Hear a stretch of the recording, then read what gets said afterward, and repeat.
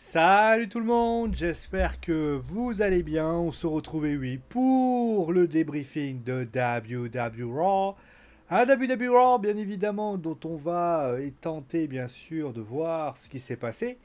Et on va bien sûr le décortiquer, l'analyser, l'observer. Et on va bien évidemment essayer de savoir si ce show a été un grand show. Alors, rappelez-vous de la semaine dernière, j'avais été assez, pas déçu, mais j'avais trouvé ce show globalement assez anecdotique. Et la question était, était-ce vraiment un petit effet d'annonce ou est-ce que la WWE allait réenclencher l'accélérateur au vu de ce qui s'est passé? Et c'est ce que nous allons voir bien évidemment dans ce débrief. Riche en matchs, riche en segments, et justement on va revenir là-dessus. Il y a notamment eu un retour durant l'émission, il y a eu également une annonce qui a été faite à Main Event, il y a eu beaucoup de choses qui se sont passées, et on va bien sûr regarder dans ce débriefing. Allez, c'est parti, donc on commence tout de suite avec le premier événement de la soirée, c'est l'attaque de Finn Balor à l'encontre de Seth freaking Rollins, alors qu'il se débarquait sur le ring pour essayer tout simplement de proposer son Open Challenge. Il s'avère que Finn Balor est venu, il l'a attaqué par derrière, les officiels sont venus pour lui apporter donc 3 coups de grâce. Il a continué par la suite, eh bien, avec notamment pas mal de coups, et il s'avère tout simplement que Finn Balor a réussi à mettre à mal le champion du monde poids lourd de la WWE. Il y a eu également bien, un événement qui a eu lieu plus tard dans l'émission. C'est tout simplement, alors je vais vous retrouver ça, donc c'était pas là, c'était le Judgment Day qui est venu, qui a expliqué donc Finn Balor qui a dit que le Open Challenge de Seth Rollins est annulé. Et il s'avère que il a commencé à le critiquer. Et puis par la suite, ils ont fait un petit tour d'horizon avec Damien Priest qui a dit qu'ils allaient remporter le Money in the Bank. Il y a eu également Cody Rhodes qui avec le Latino Hit, c'est-à-dire nous simplement cela. Donc chacun a eu son petit moment. Et j'ai envie de dire, il manquait peut-être une personne, c'était Rhea Ripley. Bon, Rhea Ripley, on en parlera après. Donc voilà ce qu'il en est. En tout cas, pour le début de show, j'ai trouvé que le début de show était quand même assez intense. Honnêtement, on ne s'attendait pas du tout à un show aussi rapide, aussi intense, aussi dynamique. Moi, je m'attendais vraiment à ce qu'ils prennent le temps de vraiment mettre en place les choses. Notamment, le Open Challenge était quand même une sacrée surprise. Ils ont quand même bien dépoté et ça a été pour moi une très très belle surprise. C'est une belle idée. Alors, on sait que l'idée venait notamment de Monsieur McMahon. Bah, j'ai envie de dire que l'idée était très bonne parce qu'au final, ça apporte de la consistance à Finn Balor qui en avait peut-être, on va dire qu'elle avait bien besoin. Le petit que j'ai, c'est, moi j'aurais, en fait le problème il est que ils veulent faire il y a deux hicks, on en viendra après pour le deuxième. Et pour moi, il y a deux hicks et je vais expliquer ça en temps et en heure. La première, c'est que tu veux mettre les Judgment Day très forts, bah à ce moment-là, fais-les en team. Fais-les en team, et je pense que ça aurait été très très bon. Là, le problème, encore une fois, tu as un Judgment Day qui est présent. D'ailleurs, quand ils ont fait le tour d'horizon, on y viendra après, Damien Priest n'était pas là. Je suis désolé, à un moment donné, ça veut dire qu'il est avec le Judgment Day, mais il est avec ça. Rhea Ripley qui traîne avec ça. On pourrait revenir, je ferai peut-être un bilan à un moment donné de ce que fait le Judgment Day, mais c'est vrai que pour moi, il manque des choses, et ça c'est bien dommage. Mais en tout cas, le segment était bon et très très intense. Juste après, il y a eu l'arrivée, donc le retour de Tommaso Ciampa, qui a donc fait son retour avec notamment le No Will We Survive, donc le vieux, enfin le theme song de Tommaso, qui a donc s'en est pris à son ancien partenaire, le Miz. Match très sympa, plutôt à sens unique, mais c'était normal, hein, on voulait vraiment mettre vraiment une vraie mise en avant de Ciampa, c'est ce qui s'est passé. Et finalement, bah, il fait son retour et c'est très bien, pour ainsi dire. Ensuite, il y a eu le premier match par équipe donc un match par équipe féminin, Chelsea Green et Sonia Deville qui se face donc à Katana Chance et Kaden Carter. Alors, je vais quand même parler aussi du deuxième qui est proposé, c'est également alors, les Indusher contre Cedric Alexander et Shelton Benjamin. Je vais parler de ces deux-là parce que j'ai trouvé que les deux matchs qui ont été proposés en question, malgré le fait qu'on savait qu'il allait avoir sans doute une victoire, bon, un peu moins par rapport à Katana Chance et Kaden Carter, mais il faut quand même l'avouer que moi j'ai trouvé que ils avaient quand même réussi à mettre une petite exposition à Alexander et Benjamin. Ça c'est bien. Après c'est vrai que Indusher viennent d'arriver, ils ont enfin fait leur premier match à Raw. C'est bien. En tout cas, ce qui est certain, c'est que en termes de qualité, voilà, c'était plutôt deux bons matchs. Bravo d'ailleurs à Katana Chance et Kaden Carter, qui vraiment sont très aériens. On va voir comment les choses se passent, mais ils continuent notamment à confirmer ce qui s'est passé, notamment face à tout simplement à Ronda Rousey et Shayna Baszler. En tout cas, c'est plutôt bien, pour ainsi dire. Après cela, on a eu donc Logan Paul qui est venu, qui a donc annoncé donc qu'il participerait au Money in the Bank Ladder Match, donc au 1er juillet à Londres. Ensuite, il y a eu notamment un tour d'horizon. Alors justement, j'en ai parlé. Il y a eu notamment un tour d'horizon. Il manquait Damien Priest. Je suis désolé. Tu fais un tour d'horizon, mais t'en oublies un. Je veux dire quand même, il y a eu notamment, vous avez à peu près tout le monde. Vous aviez Butch, vous aviez LA Knight, yeah. Vous aviez Santos Escobar, vous aviez Ricochet, vous aviez Shinsuke Nakamura, vous aviez tout le monde. Et le seul qui n'est pas là, c'est tout simplement Damien Priest. Et Damien Priest, alors je sais que certains vont me dire que Damien Priest, il était occupé avec le main event. On s'en fout en fait. Là, il aurait dû être là. Il aurait dû être présent. Et je suis désolé, il n'était pas là. Et ça, c'est bien dommage. En tout cas, ce qui est certain, c'est que Logan Paul. Après, il y a un autre point qui m'a un peu déçu sur cette histoire, c'est la décision de nominer directement Logan Paul. Ça, par contre, ça m'a bien déçu.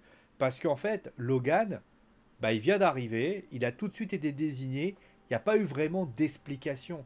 Il a juste dit, voilà, je participerai au Money in the Bank. Pourquoi? Qu'est-ce qui justifie que Logan Paul ait le droit? Je pense que le segment aurait été plus logique s'il avait juste dit, Logan Paul, je suis devenu, donc je participerai au Money in the Bank. Pourquoi? Parce que tout simplement, je suis le meilleur, je suis la superstar la plus hypante, pour ainsi dire. Là, c'est vrai qu'il arrive, alors que tout le monde s'est qualifié, pour ainsi dire. Ça aurait pas été déconnant qu'il arrive et qu'il se la raconte et qu'il dise voilà, j'ai communiqué, j'ai parlé avec, limite à alors Hunter, non, mais j'ai parlé par exemple, alors on aurait pu mettre, alors je sais que certains veulent pas le mentionner, mais j'aurais pu dire j'ai parlé avec Adam Pearce. À un moment donné, un autre exemple, Adam Pearce, il arrive en coulisses. Logan Paul arrive et dit, sans aller jusque-là, il le regarde, il lui fait c'est bon. Et là, Adam Pearce qui fait non, mais attends, à Logan, ça se passe pas comme ça. Il reçoit un coup de fil et là il fait allô. Mais attendez, on a fait des. D'accord. Ok, d'accord. Bon, c'est bon, hein. Ok, je vais faire l'annonce. Et voilà. Là, ça aurait fait un petit teasing et tout le monde aurait été là en train de dire ah ouais, putain, c'est vrai que c'était bien. Après, le segment en lui-même était sympa. J'ai beaucoup aimé l'entrée de LA Knight que j'ai trouvé très très bon. Mais encore une fois, il manque Damien et c'est vraiment dommage parce que je pense que Damien aurait dû être là parce que là, tout le monde était là sauf lui. Voilà. Après cela, on a eu donc un match entre Riddle et Ludwig Kaiser. Johnny Vinci, d'ailleurs, on se demandait pourquoi il avait fait son match. On a l'explication, hein, il est blessé. Donc pour ça que ça ne marche pas. Très clairement, Riddle, j'ai envie de dire que c'était un match sympa. C'était un match sympa, franchement, avec Ludwig Kaiser qui a aussi fait une belle prestation. Et par la suite, Gunter qui donc a attaqué Riddle et qui lui a attaqué sa jambe. On voit qu'il y a une rivalité qui va se créer entre Gunter et Matt Riddle. Pourquoi pas? Après, il faudra peut-être officialiser le titre intercontinental. Après, je suis quand même surpris. Je pense pas qu'il remportera la ceinture. C'est vrai que, encore une fois, je suis en train de me poser une question. Comment Riddle va réussir à s'en sortir? On voit que malheureusement, c'est quelqu'un qui a, depuis son retour, aligne les défaites depuis longtemps. Il va falloir réagir vite. Alors, je sais que la semaine dernière, il a réussi un petit peu à tirer les marrons du feu par le fait qu'il est apparu, notamment, il a fait un match en main event avec les Imperium. Ah non, il n'a pas fait de match, pardon. Il a voulu faire une. En plus, face au Imperium, ils n'arrêtent pas d'essayer de l'attaquer. Au final, il gagne toujours gain de cause. D'ailleurs, je pensais à ça, oui, c'est vrai qu'il s'est fait attaquer par Gunther. Mais concrètement, il va falloir faire très très vite quelque chose parce que là, c'est décevant pour ainsi dire. Après cela, on a eu donc, ah oui, le Valhalla qui a voulu, Dupri qui a fait une souplex à Valhalla. Eric en a profité, voilà, pour finalement faire un bad breaker et remporter ça. J'ai l'impression que Maxine, c'est un peu celle qu'on a envie de voir, enfin que la WWE a envie de voir. On voit notamment que Otis est pas loin. Après, on voit notamment il y a une belle relation entre tout le monde. Euh, je pense qu'on va avoir bientôt un match entre Valhalla et Maxime Dupri. J'imagine même pas la purge que ça va être. Mais c'est vrai que là, pour le moment, je suis assez. J'ai quand même ce sentiment un peu bizarre. C'est que, en fait, le match est pas mal, hein. D'ailleurs, le match est pas mal, hein. Le match est cool, honnêtement. Mais c'est vrai qu'on est dans une situation où on se demande bah, qu'est-ce que ils veulent faire de Maxime Dupri. Moi, je m'attendais peut-être à en faire une manageuse, ça aurait été intéressant. Là, ils veulent la faire lutter. Je suis pas convaincu que ce soit une super idée. Voilà. Après cela, on a eu donc l'attaque de Rhea Ripley sur Natalia. Pareil, je suis très perplexe. Très perplexe parce que ça confirme ce que je disais. Rhea qui a une nouvelle ceinture, Rhea qui a telle ou telle chose. Le problème, c'est que Rhea, en fait, elle doit être au Judgment Day, mais au final, elle est aussi présente pour finalement Natalia. Et on voit notamment que Natalia s'est fait défoncer. Ça aussi, on va en parler tout de suite hein, après cela, après mon explication, mais Rhea ne peut pas être à la fois championne et leaduse du Judgment Day. Il va falloir faire quelque chose parce qu'on tourne en rond et ça devient quelque peu pénible. Voilà. Juste pour Natalia, un petit mot quand même. Je suis très inquiet pour Natalia. Alors, je sais que Natalia a un objectif, hein. Elle est là pour mettre en avant les personnes, donc les lutteurs, les lutteuses en question, puisque Natalia est désormais en carrière post-carrière maintenant, donc elle est là pour aider la nouvelle génération. Et ça, j'ai pas de problème avec cette idée-là, parce que je trouve que c'est bien de la part de Natalia de vouloir faire ça.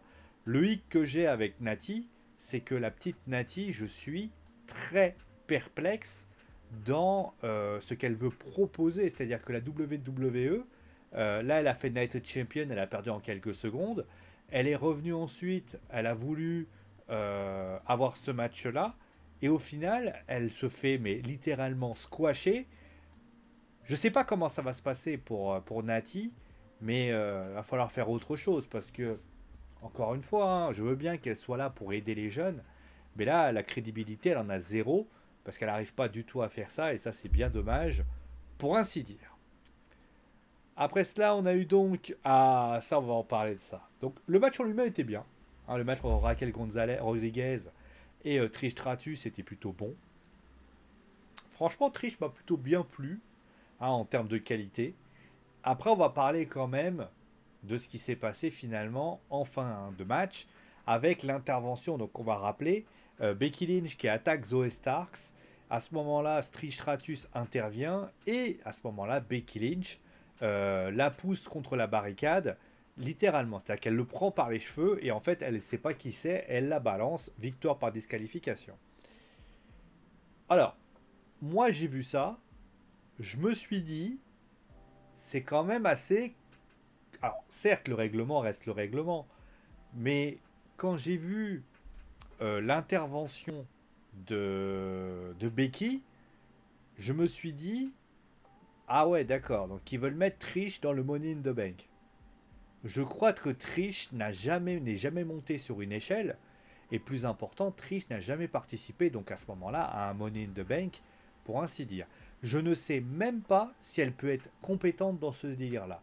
Elle a un certain âge, hein, c'est pas sans offense, mais concrètement, je trouve que de la part de la WWE, un rôle de manageuse aurait largement suffi. Pourquoi vouloir à tout prix la mettre sur le ring? Alors qu'on a en haut à gauche, d'ailleurs, vous avez vu, le cousin du JDG qui est là, je ne l'avais pas vu, mais concrètement, je trouve que c'est quelque chose de pas bien. Surtout que une Raquel Rodriguez, ça aurait pu valoir quelque chose, parce que là, pour le moment, ce que je constate, c'est que la WWE, bah, elle compartimente en fait. C'est-à-dire qu'on a Becky, donc Trish et Zoé qui ont leur rivalité dans leur coin. Et il y a les Damage Control qui sont ensemble et qui semblent avoir quelques trucs intéressants. Je ne sais pas comment ça va se passer pour Bailey vendredi. Et puis il y a aussi, finalement, on n'a pas énormément de gens à se mettre sous la dent. Et donc finalement, moi je suis assez perplexe à l'idée de mettre Trish. Raquel aurait été plus intéressant, je trouve, parce que n'a pas besoin d'être présent. Elle peut être présente en tant que manageuse. Là, je trouve que c'est augmenté, surtout que, on va dire les choses, Becky étant présente, je ne vois pas du tout Becky gagner le Money in the Bank, puisqu'il y aura Zoé et Trish qui seront présents, pour ainsi dire. Voilà. Alors Becky qui dit voilà, qui a aucune, voilà, qui s'excuse à un moment donné, mais qui fait ouais bon voilà. Après cela, on a eu Shinsuke Nakamura qui a fait face à Bronson Reed. Pareil, hein, Bronson Reed. Vous voyez, ça aussi c'est un truc qui m'étonne. On pourrait en parler. Ils ont leur Shinsuke Nakamura et Ricochet qui ont leur propre rivalité personnelle, mais qui finalement est avec Bronson Reed dans cette histoire. C'est gênant. C'est gênant. Je sais pas. Je sais pas ce que je peux en penser de ça. J'ai l'impression, voilà, Santos Escobar, bah, qu'est-ce qu'on fait? On le met avec LA Knight, ça veut dire. Alors, je comprends qu'on veut faire des petites rivalités de ci, de là. Sauf que Bronson, en fait, il n'est pas dans le Money in the Bank. Il sert un petit peu de paillasson à une rivalité qui finalement n'a pas lieu d'être. Voilà. Après cela, on a eu donc le main event. Le main event qui était sympa. Voilà, le main event qui était sympa, le main event qui était super cool. Moi, franchement, alors super cool au début, c'était compliqué. Moi, franchement, je l'ai trouvé assez anecdotique. J'ai trouvé que c'était pas ouf du tout. J'ai même trouvé que notamment ça restait dans les standards de ce qui pouvait être donné. Et puis d'un seul coup, la WWE a réaccéléré, a fait ce qu'ils avaient à faire. Et ça a été un très bon match, notamment avec Zayn, avec notamment enfin le saut de springboard, le saut le Somoso Plecha, pardon, de Sami Zayn, où il y a Rhea Ripley. Ça, j'ai trouvé ça assez incroyable. Bon, la victoire de Kevin Owens, Sami Zayn et Cody Rhodes, bon, finalement, c'était sympa. Mais encore une fois, ça revient à ce que je disais. On a notamment un. Je suis pas certain que ce soit si intéressant que ça, dans le sens où, bah, concrètement, bah, tout le monde est un peu usé à sa sauce. Les Judgment Day, enfin, Imperium, ça semblait être la rivalité entre Owens et Zayn. Au final, ils ne sont pas là, puisque malheureusement Vinci est blessé. Cody Rhodes doit affronter Dominique, mais le truc, c'est que Dominique, en fait, ça tourne un peu en rond, et au final, voilà, tout ce qu'il en est. Bon, le bilan du show. Bah, le bilan du show, ce que je peux dire, c'est que moi, j'ai pris beaucoup de plaisir à suivre ce show, concrètement, parce qu'il y avait quand même de l'intensité, il y avait quand même de la qualité. Et on peut dire, ça on peut le dire aussi, que le show était de très très bonne facture. Quelqu'un qui me dit aujourd'hui si le show est mauvais, je suis pas d'accord. Après, je pense que la WWE a fait quelque chose qui pour moi m'a un peu gêné. J'ai le sentiment, encore une fois c'est mon avis, j'ai ce sentiment un peu désagréable que ça aurait pu être fait autrement. Alors je dis pas que la WWE s'est plantée ou quelque chose comme ça, mais ça aurait pu être fait autrement. Ça aurait pu être bien meilleur. Ça aurait pu être mieux intense. L'intensité était présente, mais au final, tu te dis, ouais, mais ça manque quand même de choses. Ça manque de consistance. Ça manque de qualité. Ça manque de ci, ça manque de ça. On est toujours dans le ouais, mais ça manque de ça.